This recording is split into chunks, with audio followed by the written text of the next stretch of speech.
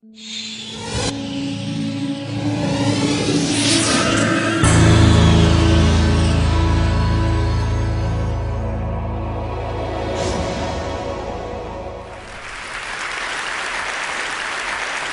Zuckerberg, a journalist, was asking him a question about the news feed.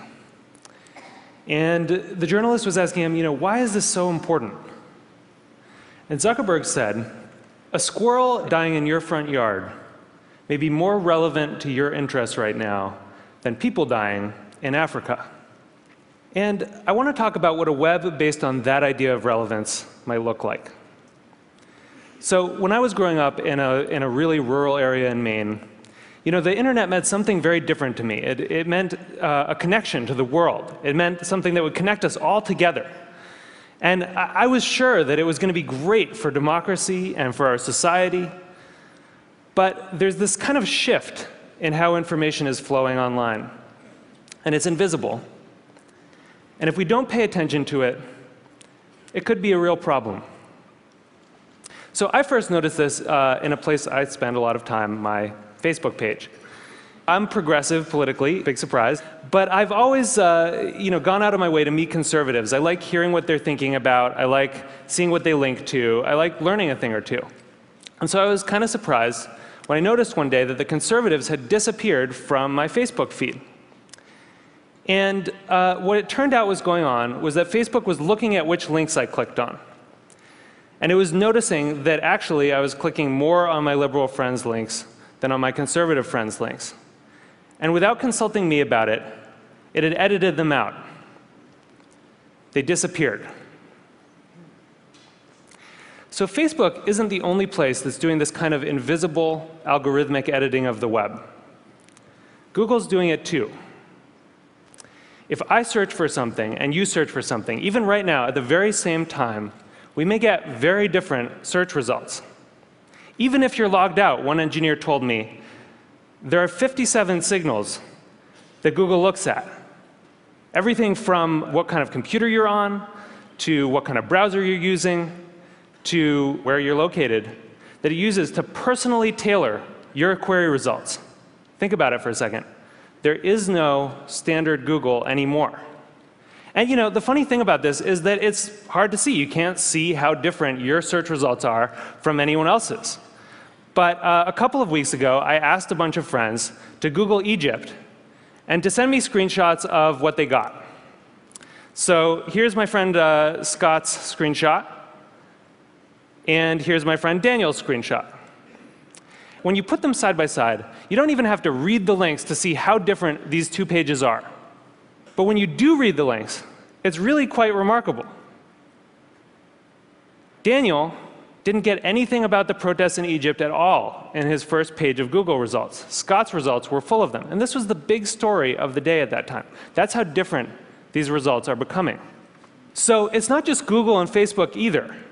This is something that's sweeping the web. There are a whole host of companies that are doing this kind of personalization. Yahoo News, the biggest news site on the internet, is now personalized. Different people get different things.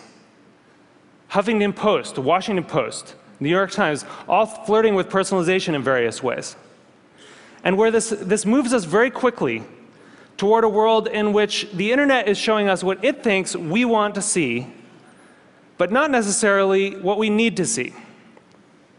As Eric Schmidt said, it'll be very hard for people to watch or consume something that has not, in some sense, been tailored for them. So I do think this is a problem. And I think if you take all of these filters together, if you take all of these algorithms, you get what I call a filter bubble. And your filter bubble is kind of your own personal, unique universe of information that you live in online. And what's in your filter bubble depends on who you are, and it depends on what you do. But the thing is that you don't decide what gets in. And more importantly, you don't actually see what gets edited out. So one of the problems with the filter bubble was discovered by some researchers at Netflix. And they were looking at the Netflix queues, and they noticed something kind of funny that a lot of us probably have noticed, which is there are some movies that just sort of zip right up and out to our houses. They enter the queue, they just zip right out. So Iron Man zips right out, right? and waiting for Superman can wait for a really long time.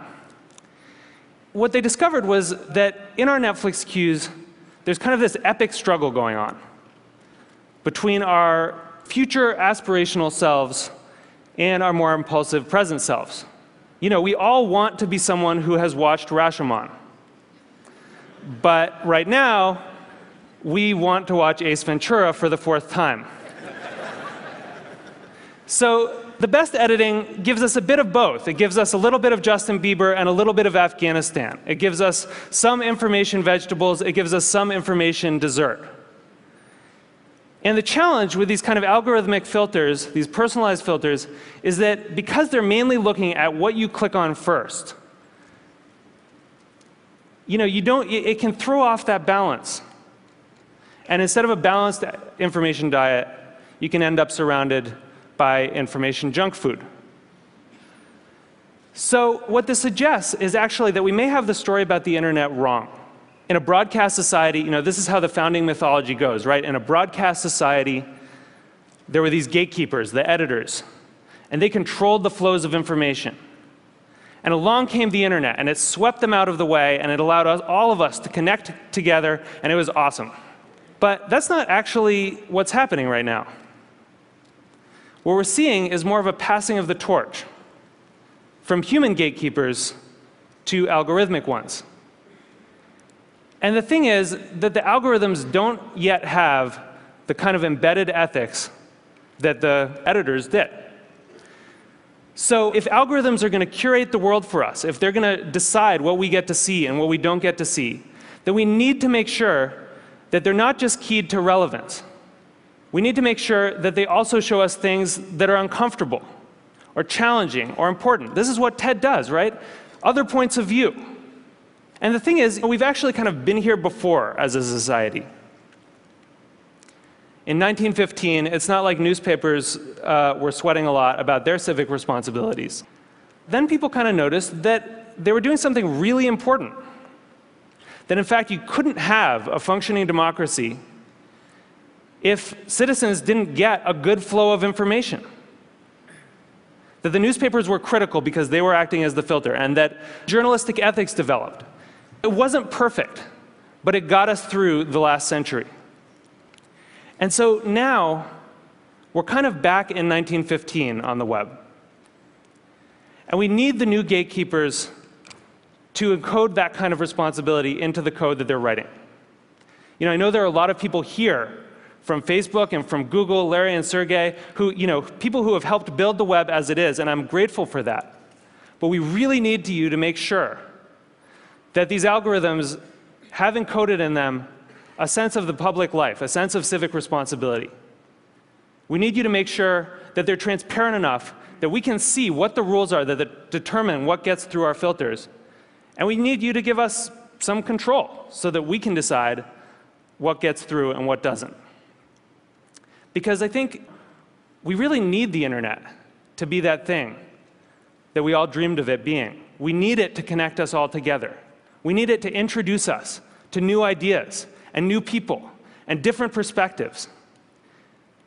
And it's not going to do that if it leaves us all isolated in a web of one. Thank you. Thank you.